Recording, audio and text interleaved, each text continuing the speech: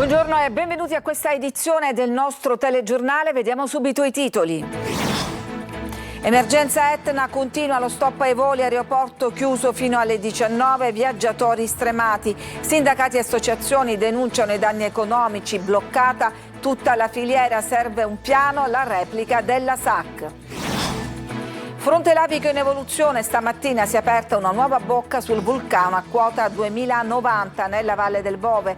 Intanto Catania si sveglia ricoperta di cenere lavica. A Caltanissetta arrestati 2 ventenni che avrebbero violentato una tredicenne realizzando dei video per diffondere materiale pornografico. Ancora violenza sul lungomare di Gela, una lite tra giovani è degenerata in un'aggressione con un coltello, feriti 2 ragazzi, uno è minorenne. La Regione acquista 7 nuove autobotti per fronteggiare la crisi idrica di Agrigento, dove in alcuni quartieri l'acqua arriva ogni 15 giorni. Non solo eruzione e cenere sull'Etna, anche la suggestiva fiaccolata di San Lorenzo organizzata dalle guide vulcanologiche. Calcio, il Catania non ha versato entro il termine la fideiussione, certa la penalizzazione in classifica, il sindaco trentino chiede una società solida.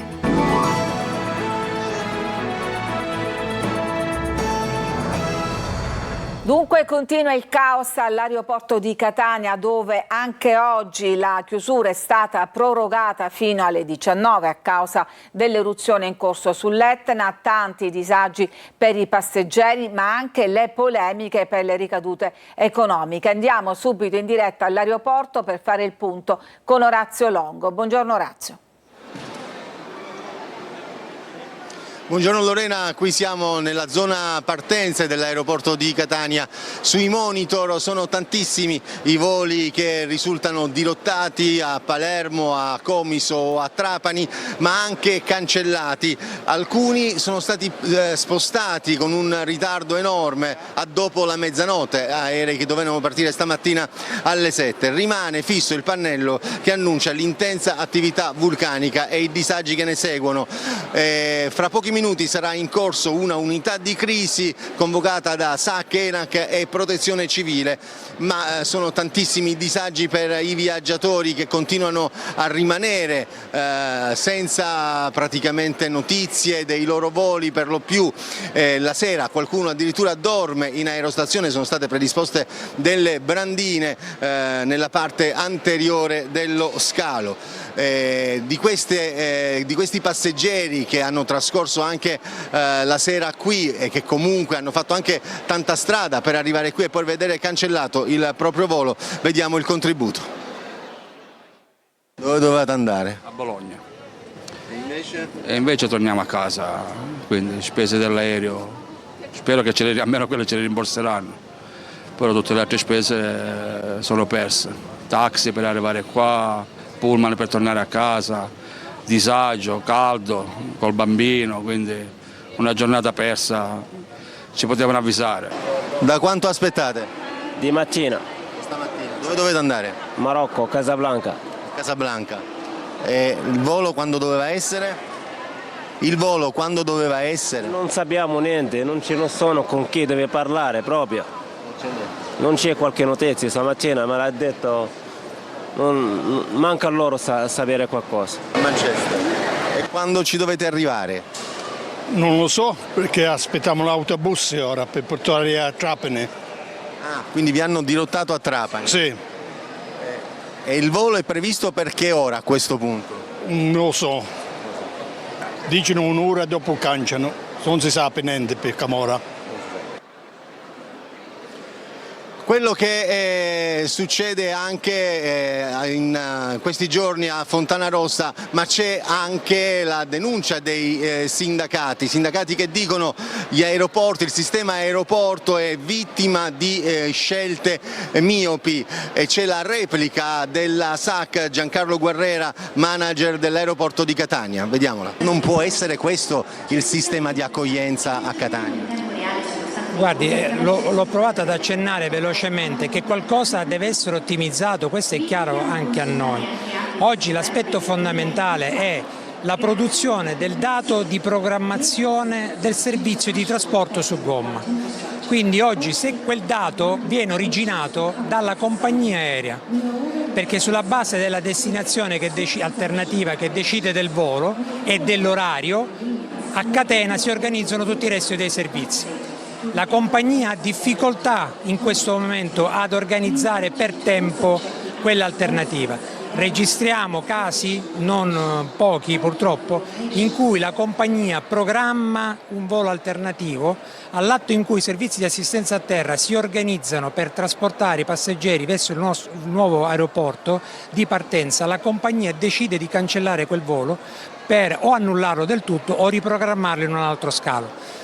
Non ci sentiamo di condannare la compagnie che in questo momento stanno sostenendo esborsi economici non indifferenti.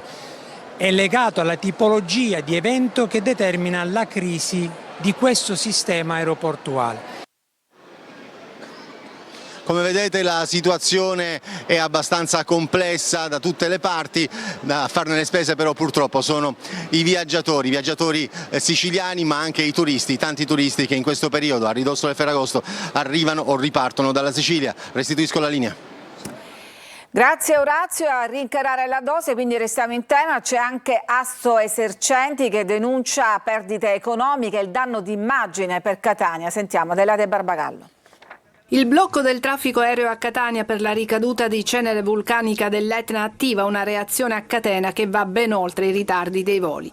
Catania è la porta d'ingresso del turismo siciliano, serve un piano permanente per gestire le emergenze, afferma Salvo Politino, presidente di Asso Esercenti. Chiediamo un maggiore coordinamento, quindi un sistema di alert comune a tutti, una quantificazione dei danni per la filiera turistica e garantire la continuità dei voli, ma non attraverso una improvvisazione giornaliera, ma un'attività preventivata e organizzata che possa mettere e soprattutto rassicurare il turista che può comunque in ogni caso arrivare a Catania. Questo è un danno soprattutto all'immagine della Sicilia. Quando l'aeroporto si ferma una filiera. I danni da un livello prudenziale vanno da circa 12 milioni di euro a 24 milioni di euro. Non dimentichiamoci che un turista che non atterra a Catania non è solo il problema che non va a pernottare, ma è tutto quello che spende e quindi l'indotto che ne deriva. Ecco perché chiediamo anche alla Regione Siciliana l'attivazione di un fondo per risarcire gli operatori della filiera che hanno subito danni estremi. Ma intanto andiamo a vedere cosa sta succedendo sull'Etna, dove c'è un fronte lavico in continua evoluzione e addirittura stamattina si è aperta una nuova bocca. Sentiamo Luca Ciliberti. Un nuovo fronte lavico, una nuova bocca eruttiva ubicata alla base della parete nord della Valle del Bove, a monte di Monte Simone, ad una quota di circa 2090 metri sul livello del mare. La situazione sull'Etna dunque è in continua evoluzione. In questo momento sul vulcano sono attive in contemporanea 5 bocche, l'ultima appunto quella apertesi intorno alle 11:30 di questa mattina. È la stessa area dove la notte scorsa si era aperta un'altra frattura, ma ad una quota leggermente più bassa, a quota 1900 metri. Attualmente, oltre all'attività intensa, stromboliana ed esplosiva che c'è al cratere Voragine, sono aperte una serie di bocche all'interno della Valle del Leone e della Valle del Bove che producono delle colate laviche. Tra queste una delle principali è quella che è collocata a una quota di 2360 metri, ma ultimamente ieri sera se ne è aperta un'altra quota 1009. Una situazione certamente singolare che ha pochi precedenti nel recente passato, così come confermano dall'INGV di Catania. Sicuramente ci sono diverse eruzioni nel passato che hanno avuto dinamiche di propagazione delle fratture eruttive estremamente complesse. Sicuramente il fatto che a questa dinamica di propagazione così complessa si accompagnasse un'attività così continua fortemente esplosiva ai crateri sommitali non è un caso molto, molto comune. E se quello è quanto sta succedendo sulla sommità dell'Etna, a Catania invece si risveglia ricoperta di cenere. Il servizio. Autostrade, piazze, balconi, un mantello di sabbia nera avvolge Catania e comuni ai piedi del vulcano. L'Etna firma l'ennesimo fuori programma e la città si sveglia ricoperta di cenere lavica. Il primo allarme è per chi viaggia sulle due ruote. È pericoloso, bisognerebbe fare attenzione o comunque dare un po' di attenzione alle strade, cercare di pulirle per evitare che magari ci si faccia del male. È importante per noi, soprattutto per le bici, per le moto, insomma. Con le macchine si può un pochettino, diciamo, fare meno attenzione, ma con le moto si deve fare un po' più di attenzione. Con gli scooter, con le bici bisogna stare anche con le macchine, perché è molto pericoloso. Una pioggia di cenere nera mai vista da turisti colti di sorpresa. Cenere, sì, troppo, tutte sono vestite sulla macchina. In Vietnam ombrelli aperti per ripararsi dall'insolita pioggia, i residenti incassano con rassegnata consapevolezza scope e ramazze per spazzare balconi e terrazze e tanta pazienza per pulire insalate e ortaggi, perché anche i campi non sfuggono al fenomeno. Chi vive qui lo sa, l'Etna dà, l'Etna toglie, regala spettacoli unici che attirano i turisti, ma anche disagi e costi economici. Chiudiamo quest'ampia pagina dedicata alla situazione sull'Etna e a tutte le sue ricadute. Siamo alla cronaca. A Caltanissetta arrestati 2 ventenni che avrebbero violentato una tredicenne realizzando dei video per diffondere materiale pedopornografico. Rita Cinardi. Uno è finito in carcere e l'altro agli arresti domiciliari. Sono 2 ventenni di Caltanissetta indagati per atti sessuali con una minore di 14 anni e produzione di materiale pornografico con minori. A far scattare l'indagine dei carabinieri della stazione di Caltanissetta è stata la denuncia presentata dal padre della ragazzina. Da quel momento sono partiti una serie di delicati accertamenti coordinati dalla procura nissena per ricostruire quanto sarebbe accaduto. Un ruolo determinante lo avrebbe avuto l'analisi informatica dello smartphone di uno dei 2 giovani. Dal telefono sarebbero emessi elementi che hanno consentito agli investigatori di ricostruire rapporti che 2 ventenni avrebbero avuto con la minore. Rapporti che, secondo l'accusa, sarebbero stati anche documentati attraverso fotografie e video dai contenuti sessualmente espliciti. Ma c'è di più: quel materiale non sarebbe rimasto soltanto sul cellulare. Le immagini e i filmati sarebbero stati successivamente diffusi o comunque divulgati anche attraverso la rete. Gli elementi raccolti dai carabinieri hanno delineato un quadro indiziario ritenuto grave, da qui la richiesta del pubblico ministero Eliana Manno e il provvedimento firmato dal giudice per le indagini preliminari del Tribunale di Caltanissetta. Ancora violenza sul lungomare di Gela. Nella notte di San Lorenzo ieri una lite tra giovani è degenerata in un'aggressione con un coltello. Se risentiamo Gerry Italia.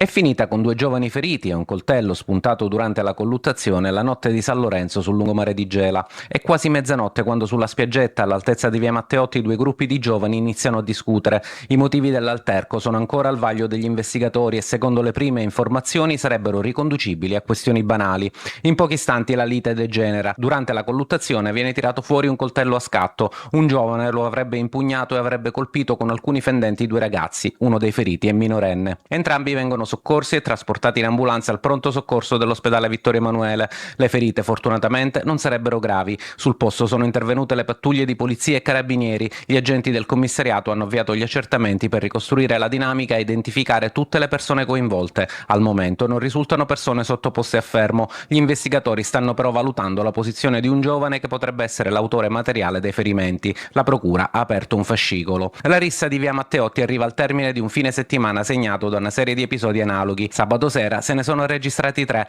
il più grave nella zona dei Lidi, sul tratto ovest del lungomare verso Macchitella. Anche in quel caso 2 gruppi di giovani si sono affrontati e sarebbero stati utilizzati bastoni, martelli e altri oggetti contundenti. Il bilancio era stato di alcuni contusi. Sempre nelle ultime ore un operaio impegnato in un cantiere di via Tevere è stato ferito con un coltello. 5 episodi in meno di 3 giorni dunque, con l'ultimo sfociato nel ferimento di 2 ragazzi. Entrato nell'appartamento a Carini della moglie con in mano una bottiglia di benzina minacciando di dare fuoco alla casa, la donna ha attivato l'allarme di radiolocalizzazione per l'uomo che aveva un divieto di avvicinamento. I carabinieri sono riusciti ad arrestarlo. Oggi l'autopsia sul corpo di Cristiano, il giovane regista morto a Lampedusa durante un'immersione, un esame atteso per capire come sia avvenuta la tragedia. Sentiamo Davide Sardo. È il giorno dell'autopsia, quello in cui il dolore lascia spazio alle risposte. Nella camera mortuaria dell'ospedale di Agrigento è stato eseguito l'esame sul corpo di Cristiano Giamporcaro, 29 anni, il regista nisseno morto nelle acque di Lampedusa. Una tragedia consumata in pochi istanti. Cristiano era in immersione quando è stato travolto dalle eliche di un gommone. La fidanzata, che si trovava sulla spiaggia, ha assistito alla scena, si è gettata in mare nel disperato tentativo di salvarlo e oggi resta il dolore della famiglia. Siamo inabissati in un mare di dolore, parole che raccontano tutto lo strazio di una madre che ha perso il figlio. E poi il ricordo di quell'immagine che continua a tormentarla, quel gommone che passava davanti a punta sottile, non riesco a cancellarlo dalla mente. L'autopsia dovrà chiarire le cause della morte. Secondo la prima ipotesi degli investigatori, un'elica avrebbe tranciato un braccio al sub. La morte sarebbe quindi sopraggiunta per il grave dissanguamento. Al termine dell'esame, il medico legale relazionerà alla procura. Se l'autopsia dovesse confermare questa ipotesi, la salma sarà sequestrata e poi consegnata ai genitori. Fuori dalla camera mortuaria è già pronto il carro funebre. Il feretro sarà trasferito a Caltanissetta. Qui potrebbero svolgersi i funerali, verosimilmente nella chiesa madre. Intanto l'inchiesta della Procura di Agrigento prosegue per omicidio nautico. 2 le persone indagate, un uomo di 72 anni e una donna di 69, entrambe originarie residenti a Roma, proprietari del gommone. Un'imbarcazione da pesca è stata speronata da una barca a vela con a bordo alcuni turisti. L'incidente è avvenuto al largo di Lipari. Il piccolo peschereccio Catena è stato colpito nella zona di prua. L'urto ha provocato danni allo scafo, facendo temere anche il rischio di un affondamento. Non si registrano feriti tra i componenti dei 2 equipaggi. Si tratta del terzo incidente simile registrato quest'estate nelle acque delle Eolie. Ci fermiamo, adesso c'è una pausa, torniamo tra poco e torneremo sull'Etna, ma questa volta per raccontarvi una spettacolare fiaccolata.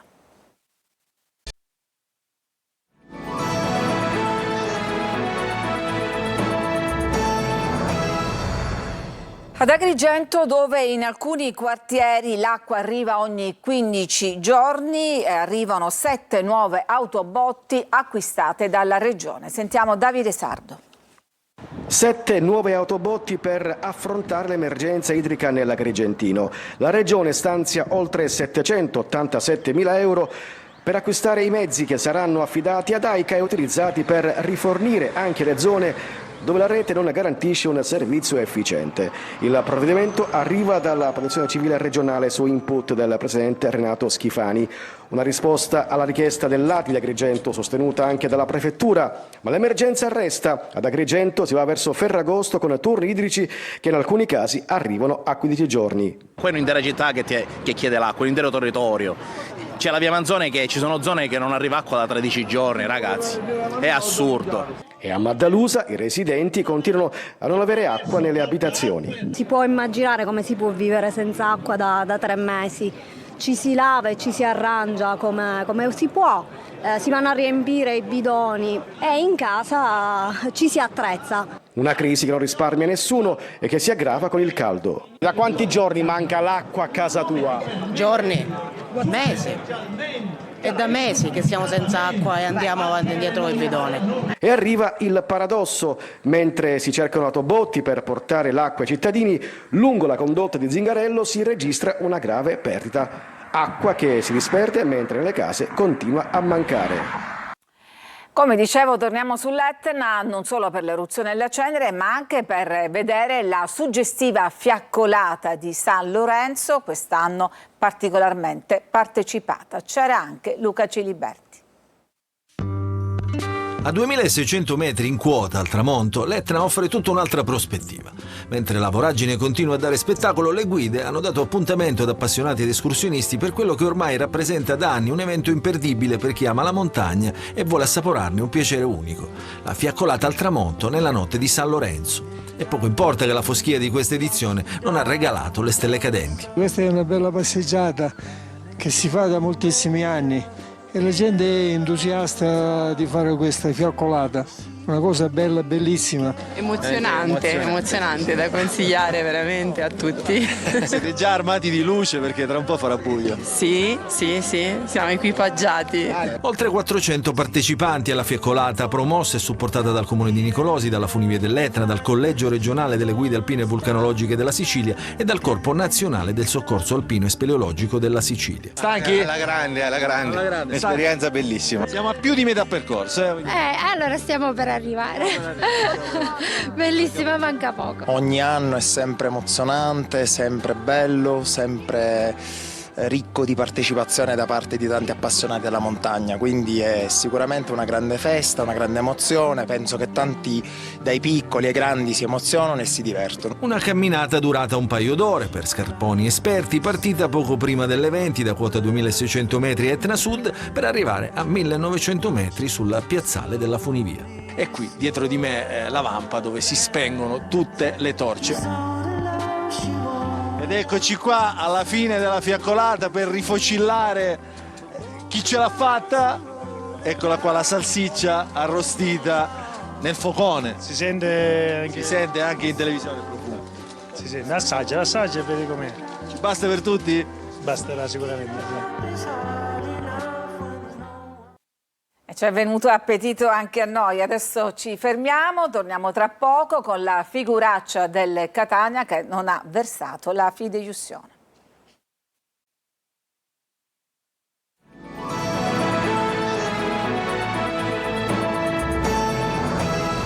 Il termine è scaduto a mezzanotte scorsa e il Catania non ha versato la fideiussione richiesta. Certa dunque la penalizzazione, il sindaco Trantino chiede una squadra solida, una società solida. Sentiamo il servizio.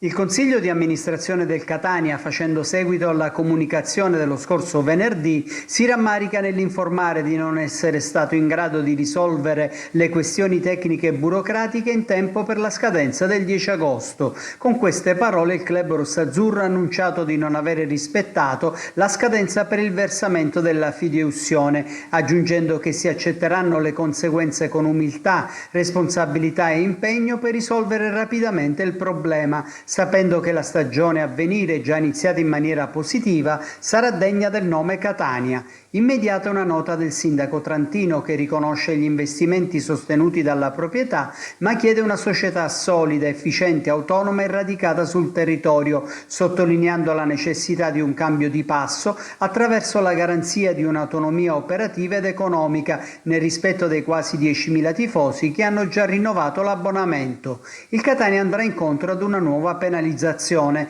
questa volta non solo di un punto come 2 anni fa, ma di 3 per la recidiva. Squalifica di 6 mesi del vicepresidente Grella, costretto a dimettersi dal comitato esecutivo della Lega. Il presidente Pelligra, conoscendo le difficoltà, sarebbe dovuto intervenire in anticipo. Il denaro, se dovesse arrivare in tempo per la partita di Coppa Italia Maggiore venerdì a Parma, permetterebbe di schierare i nuovi acquisti, oltre ad Allegretto e Bruzzaniti. Il Catania ha comunicato l'avvenuta risoluzione consensuale del contratto con Giovanni Di Noia, che non era tra i convocati per il ritiro di Norcia. Il centrocampista lascia dunque la società rossazzurra, dove era arrivato nel gennaio scorso dal Trapani. E oggi parliamo del Palermo. I rosanero erano impegnati in amichevole in Australia contro la Juventus. La partita si è appena conclusa, 2-0 il risultato finale per i bianconeri, con reti di Ildiz e Milik. Ed era l'ultima notizia. Grazie per averci seguito, a tutti una buona giornata.